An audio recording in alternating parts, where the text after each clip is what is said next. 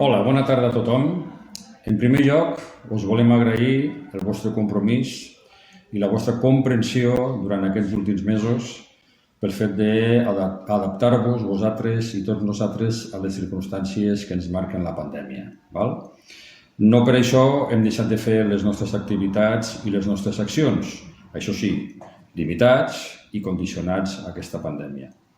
Per aquest motiu, haureu vist que el format de la lliçó inaugural d'aquest curs ha canviat. Que l'equip de voluntaris i de formació de Càritas ha fet la proposta d'aquest format que ens ha semblat que és molt escaient i molt oportuna.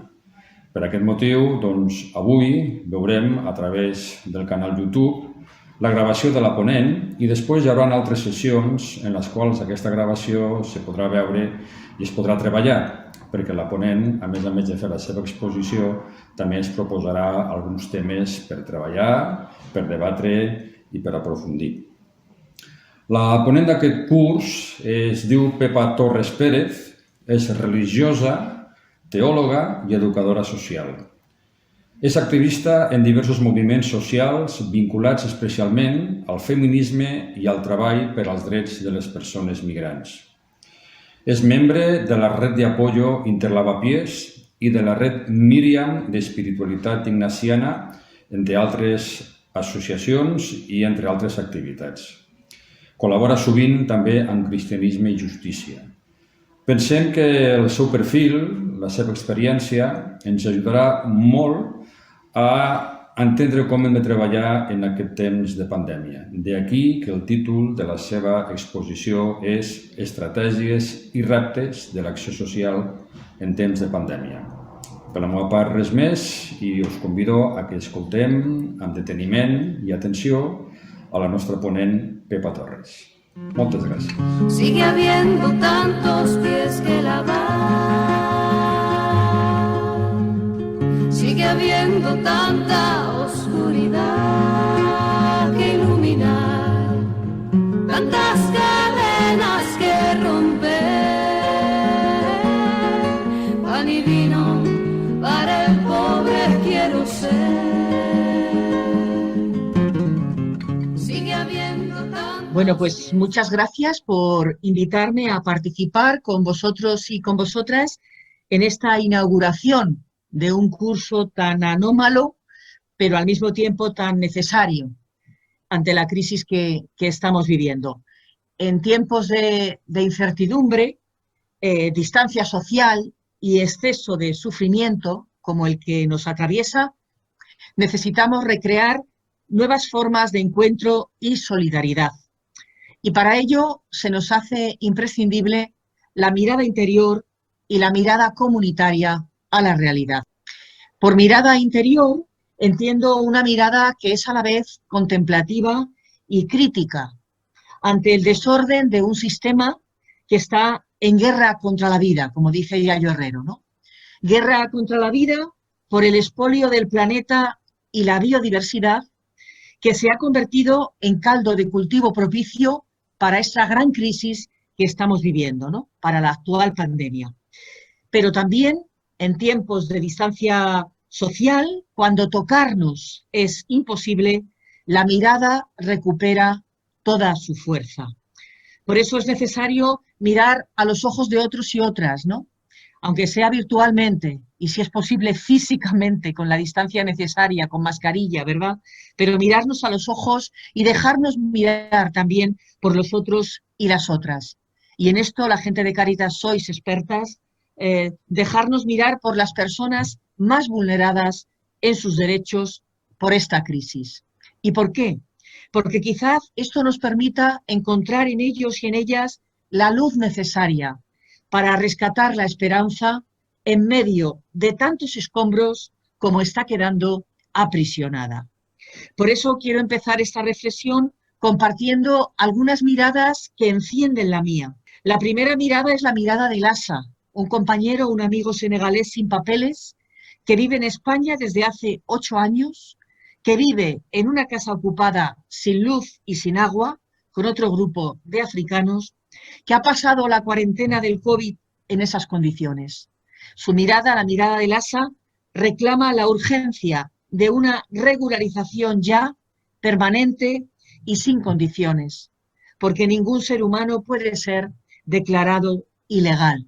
Pero también, ¿verdad?, la mirada de Luzbeth, una trabajadora de hogar interna que enfermó de COVID cuidando de una anciana enferma, que pasó todo el confinamiento con ella estando enferma y cuidándola, pues los hijos vivían en otra ciudad, pero que 5 meses después Luzbeth fue despedida por estar de baja por ansiedad al conocer la noticia de la muerte de su madre por COVID en Honduras. Su mirada, la mirada de Luzbeth, esta cuidadora, esta trabajadora de hogar, reclama la exigencia de condiciones laborales de las personas que están haciendo ese trabajo siempre esencial, pero ahora mucho más, ¿no? Y que están excluidas de los derechos más básicos reconocidos en el Estatuto de los Trabajadores, entre ellos, por ejemplo, el fin del desistimiento y el derecho al subsidio de desempleo.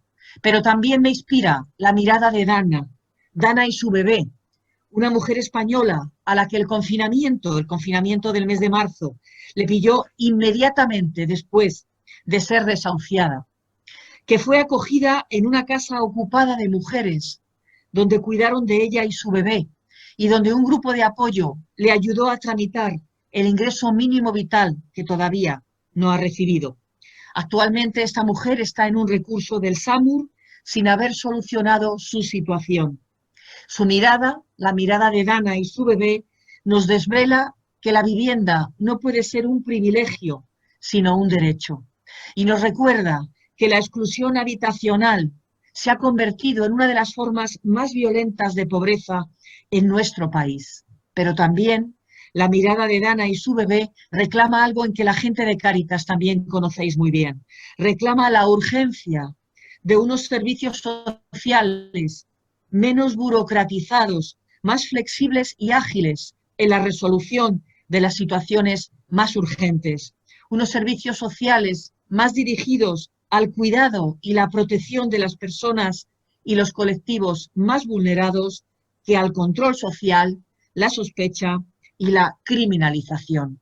Pero una última mirada con la que quiero empezar esta charla es la mirada de Rosa, una médica del centro de salud de mi barrio que se acaba de jubilar, que le ha pillado de lleno el inicio de la pandemia y que sigue trabajando de manera voluntaria junto con otros colectivos de mi barrio, dando talleres de seguridad y de salud frente al COVID, entre los grupos más vulnerables y excluidos del sistema sanitario, y que se ha hecho experta con otras personas en encontrar formas de acceso al sistema sanitario, ¿no? Su mirada, la mirada de Rosa, denuncia la privatización de los sistemas de salud en esta deriva neoliberal en la que nos encontramos y la exigencia de una sanidad pública y universal en la que nadie quede fuera, como reclama la plataforma Yo Sí, Sanidad Universal, de la que ella forma parte. Pues bien, estas miradas nos confirman que la crisis del COVID es mucho más que una crisis sanitaria y social y que desgraciadamente no es solo un tránsito, ni siquiera un aviso, sino que, como dice el filósofo Slavoj Žižek, es una realidad que viene a cambiarlo todo y que hemos de resistirla y agujerearla juntos de manera comunitaria. Decía él en marzo cuando escribió este libro, no habrá ningún regreso a la normalidad, hoy lo sabemos, ¿verdad? Sino que la nueva normalidad tendrá que construirse sobre las ruinas de nuestras antiguas vidas.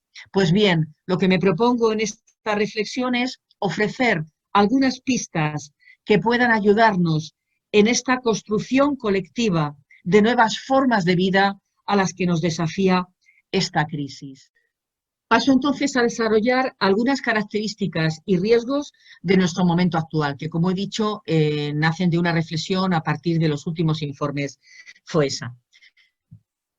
El primer punto que quiero desarrollar es la incertidumbre y la fragilidad de una crisis que engancha en otra no resuelta, la crisis ecológica y la crisis del 2008. La comunidad científica y los movimientos ecologistas venían alertándonos desde hace décadas de la crisis ecológica y de la degradación de los ecosistemas. Y todo esto como consecuencia del expolio del planeta, ¿no? De esa lógica económica del hipercrecimiento y del extractivismo salvaje. La naturaleza y la biodiversidad constituyen un sistema de protección con capacidad de reducir los riesgos de la zoonosis. ¿Qué es la zoonosis? Es decir, la transmisión de virus y de otros patógenos de los animales a las personas, ¿no? Como ha sucedido en el caso del COVID.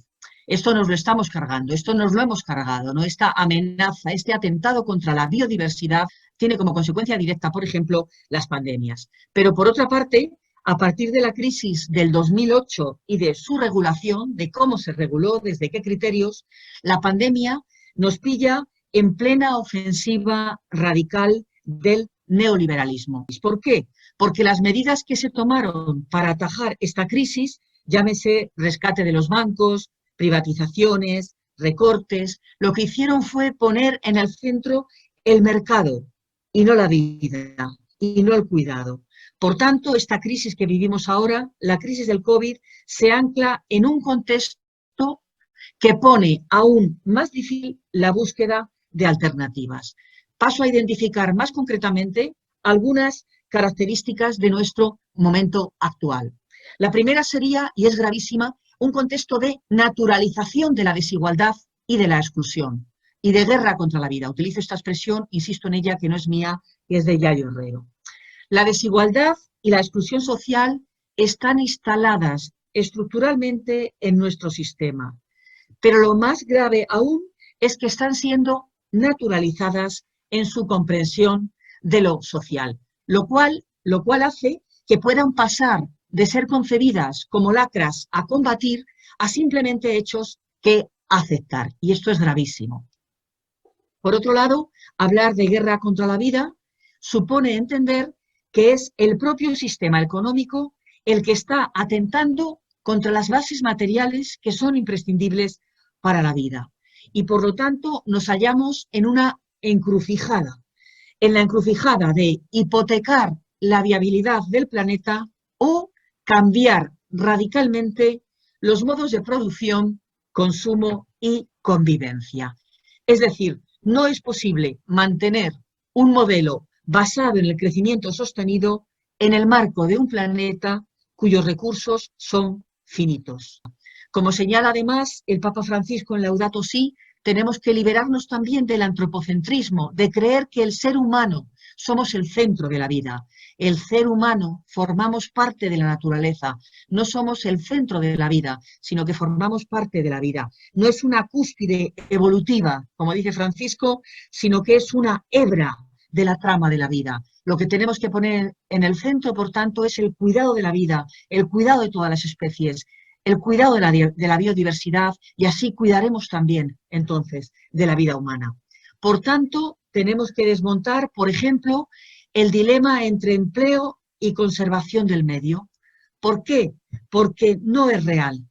No necesitamos más trabajo a costa del expolio de la tierra. Lo que necesitamos es un empleo que sea sostenible, un crecimiento, un desarrollo económico que asegure la sostenibilidad de la vida. Y en ese sentido hay que volver a citar a Francisco cuando nos recuerda que el planteo ecológico es un planteo social y al revés.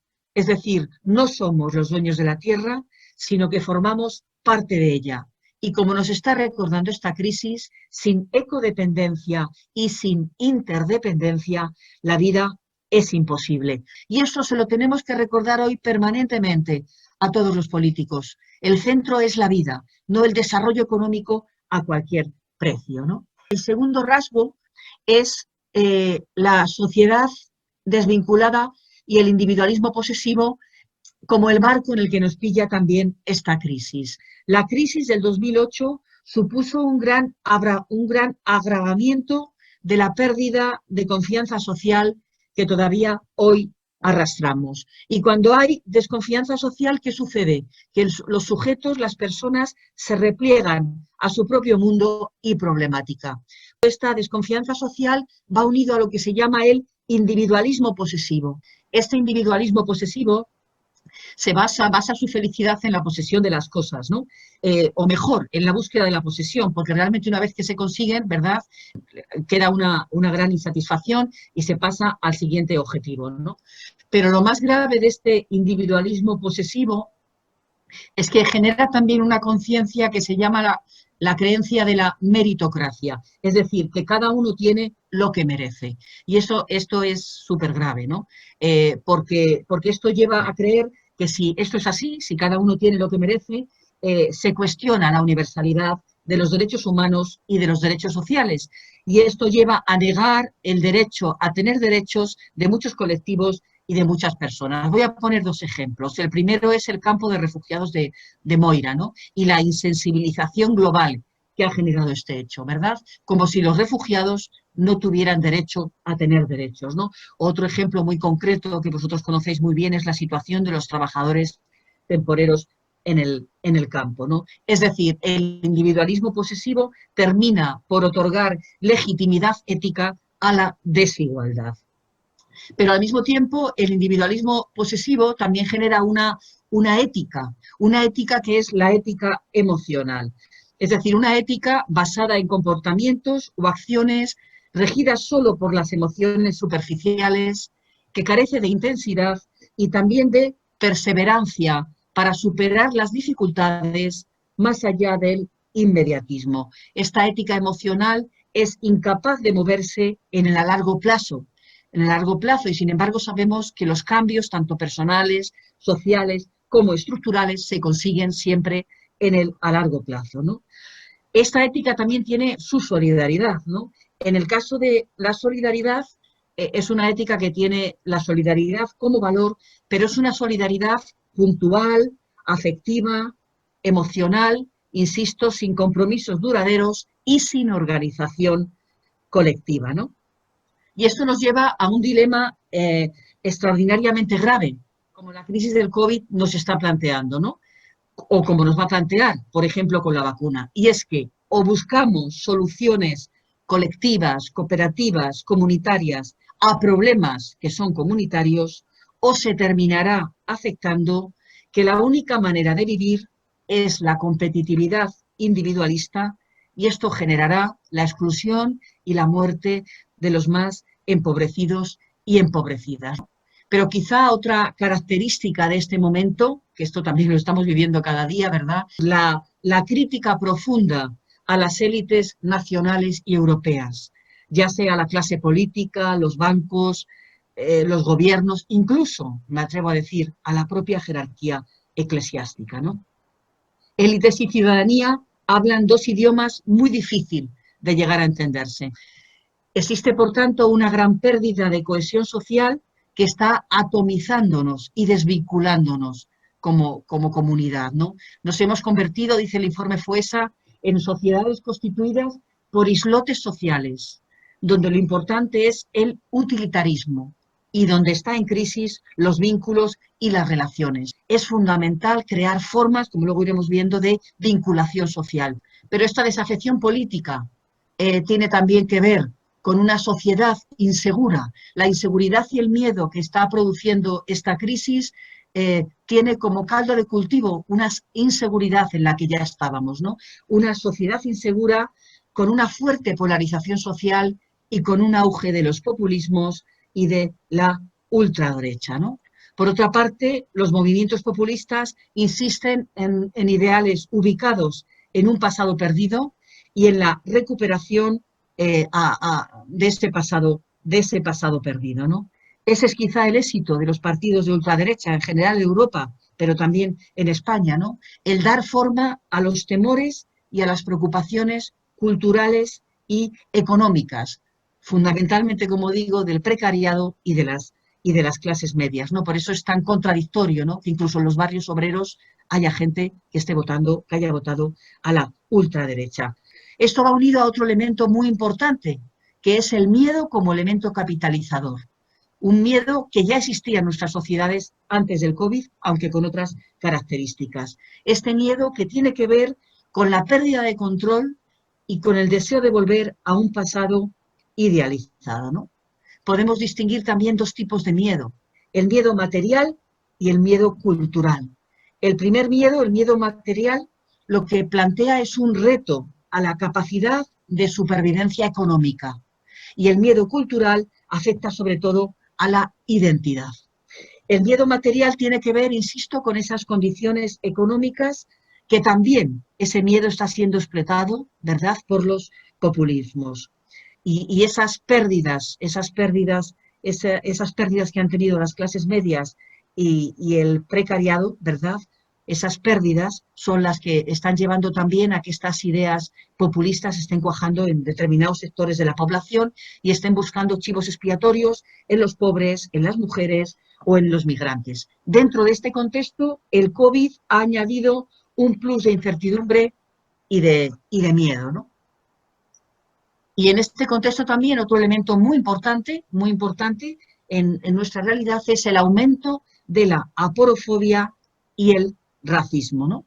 ¿Qué es la aporofobia, ¿no? Este término acuñado por Adela Cortina. La aporofobia es el rechazo o el miedo al pobre por ser pobre, ¿no? Y se basa en la concepción de la pobreza como resultado de la incapacidad personal. Y por tanto, los pobres son un lastre para las sociedades, por lo cual han de ser excluidos, invisibilizados o eliminados. Como reflejan los últimos informes llevados a cabo por diferentes organizaciones, los delitos de odio, aporofobia o racismo han subido en nuestro país desde la crisis del 2008. Los últimos datos nos dicen que el 47% de las personas sin hogar han sido víctimas de agresiones y en el 80% de los casos en más de una ocasión. Fijaros también, vamos a acordarnos este verano ante las dificultades para encontrar alojamiento de los temporeros, ¿verdad? El futbolista Keita Balde y su propuesta de intentar conseguir alojamiento en hoteles, cuantísima reacción en contra tuvo y lo difícil que resultó, ¿no? Quizá en el caso de la xenofobia, ¿verdad?, hay todo un debate interno si la xenofobia realmente es miedo o odio al extranjero o si realmente lo que es una forma de aporofobia, es decir, de miedo y odio al pobre, ¿no?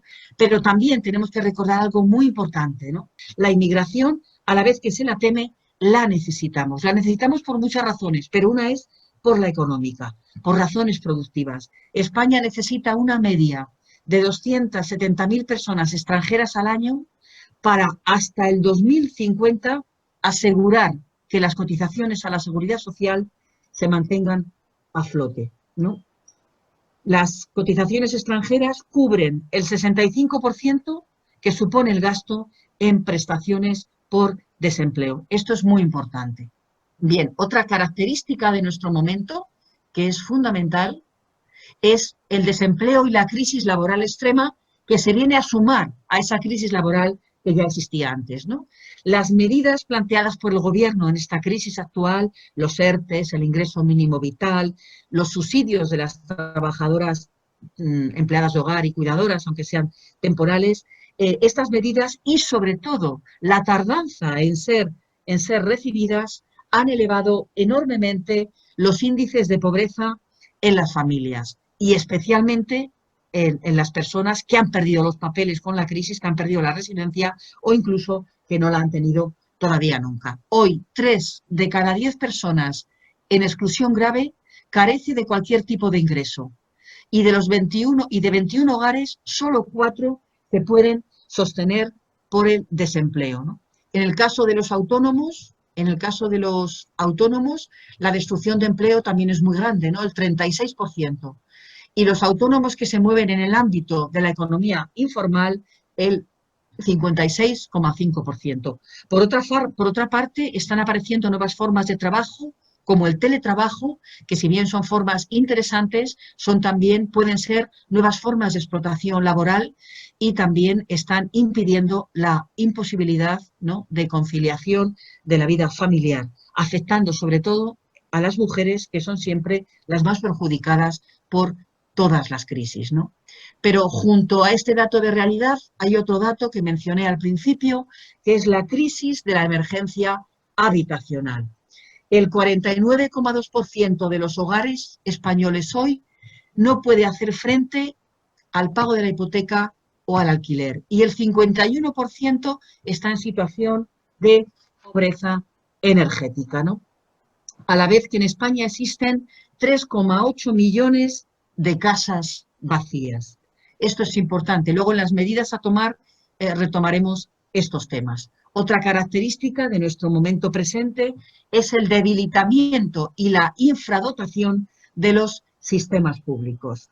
Quizá el mejor símbolo de ello, ¿verdad?, es el colapso de los hospitales en la primera ola de la pandemia, causa de muchas muertes injustas y de protocolos discriminatorios hacia las personas de mayor edad, y actualmente el colapso en los centros de atención primaria o en los centros de servicios sociales, como estamos también viendo, ¿no?, infradotados en personal y recurso ante las necesidades que está provocando esta crisis. Por eso también lo que esta crisis nos revela es que la salud, la educación, los servicios sociales tienen que estar fuera de las leyes del mercado. No pueden estar en manos del mercado, sino que tienen que ser públicos. Junto con este dato de realidad, quiero presentar otro dato, que es la brecha digital. Por brecha digital entendemos esa división percibida entre quienes tienen acceso a las tecnologías de la información y aquellos y aquellas que no lo tienen, ¿no? La principal causa de esta falta de acceso es, ya sabemos, o la ausencia de conectividad, o la mala conectividad, o el desconocimiento en su uso. Podemos decir que la brecha digital es hoy un factor y también un indicador de exclusión determinante. Es un indicador de exclusión como lo es el analfabetismo, podríamos decir.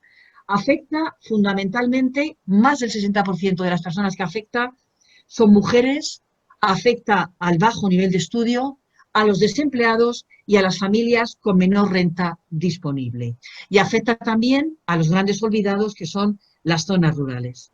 En este contexto de pandemia y en el contexto del primer confinamiento, esta brecha digital nos puso de manifiesto que era más urgente que nunca eliminarla, porque hoy el derecho a la educación y a los recursos sociales a través de los trámites o de las informaciones telemáticas es fundamental. Pero también una última clave que quiero plantear de este momento que tenemos es el autoritarismo y el control social. Sabemos que en tiempos de incertidumbre y de miedos son tiempos donde emerge el autoritarismo y el control social, ¿no? Y además se inocula en las conciencias de la ciudadanía y nos lleva muchas veces, o puede llevar muchas veces, a convertir al vecino, y sobre todo al vecino que es diferente, en sospechoso o enemigo, ¿no?